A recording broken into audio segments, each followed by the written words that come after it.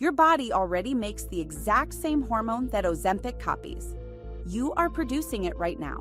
But here is what most people on these medications never hear.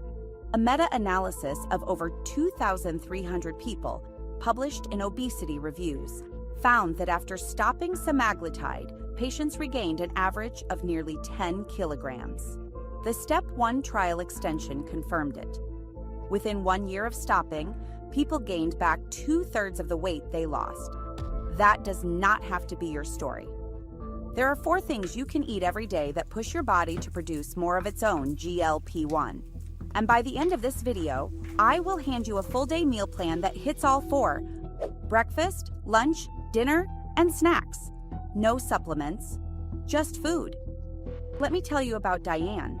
She is 57. She had been on semaglutide for 9 months, lost 35 pounds. Her A1C dropped. She felt better than she had in years.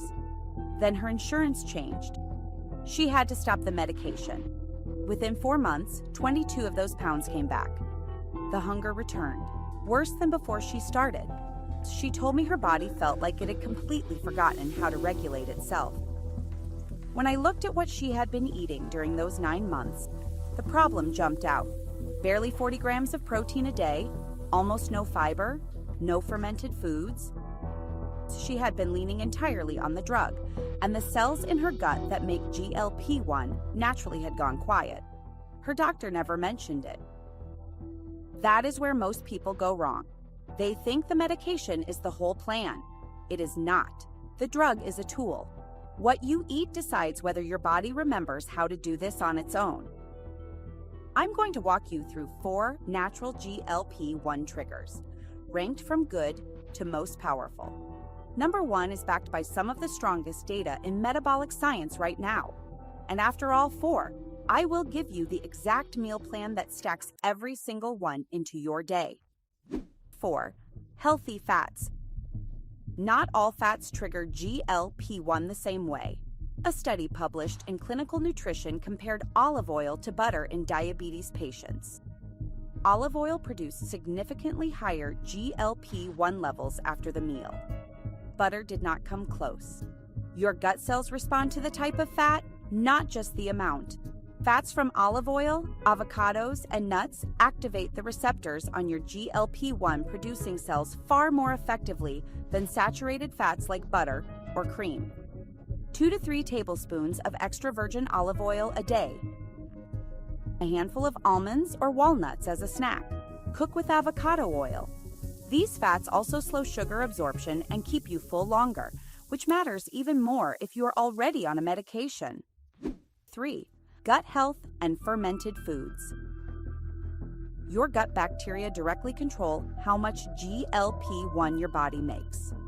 And one bacterium in particular has gotten serious attention.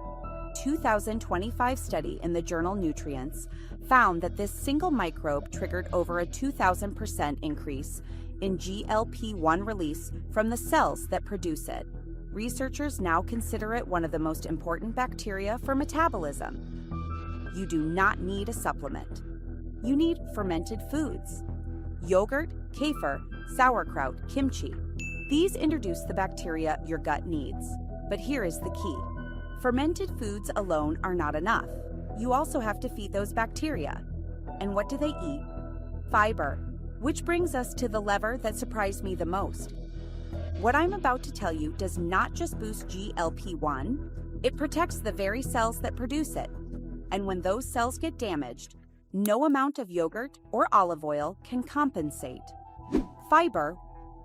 When you eat fiber, your gut bacteria break it down into tiny compounds that talk directly to the cells that make GLP-1. They basically flip the switch.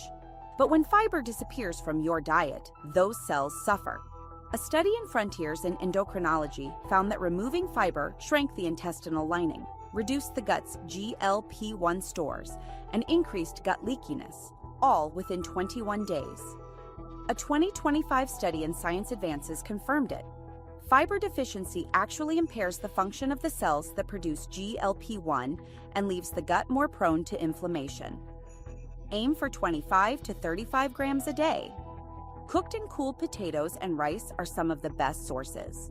Cooling creates resistant starch, which is exactly what your gut bacteria thrive on. Add lentils, beans, oats. Try to eat 20 to 30 different plant foods a week. Think of it this way: fermented foods are the workers.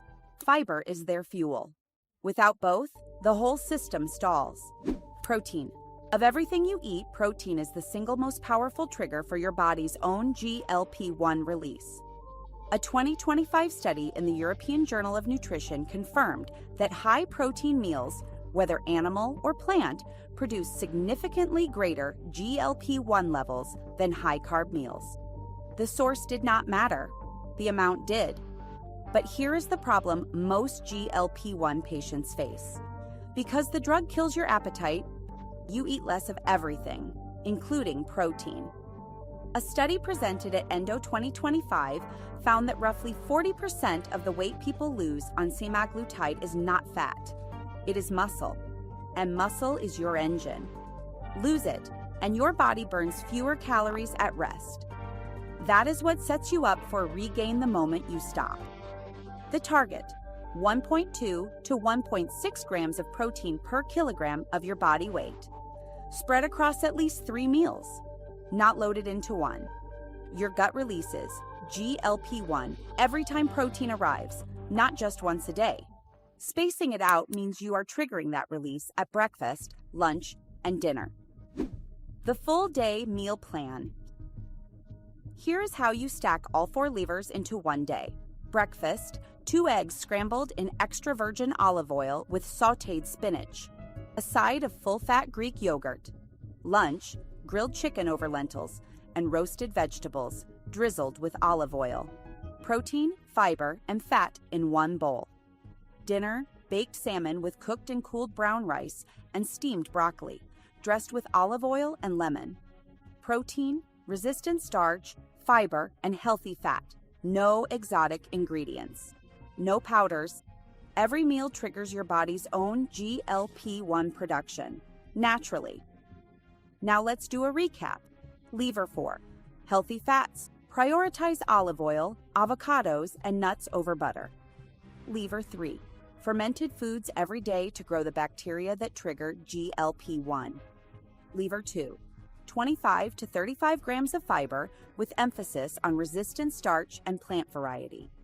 Lever 1. Protein at every meal, 1.2 to 1.6 grams per kilogram spread across the day. Look at your next meal. Does it have protein, fiber, and healthy fat? If not, you now know what to change. If you are on a GLP-1 medication and the scale has stopped moving, watch this video next.